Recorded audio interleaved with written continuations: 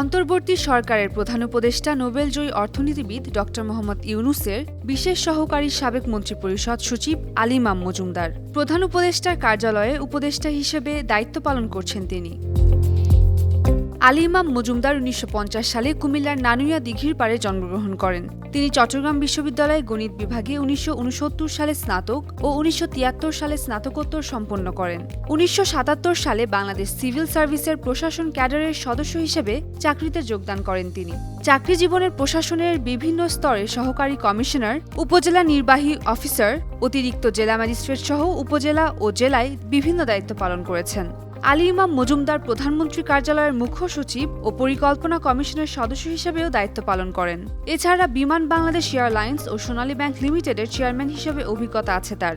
তিনি ২০১৬ সাল থেকে transparency international Bangladesh TIB trustee বোর্ডের সদস্য ও ২০২০ সাল থেকে মহাসচিব হিসেবে দায়িত্ব পালন করছেন। সবশেষ তিনি জাপান ইন্টারন্যাশনাল কোঅপারেশন এজেন্সির বিভিন্ন প্রকল্পের পরামর্শক হিসেবে কাজ করছেন।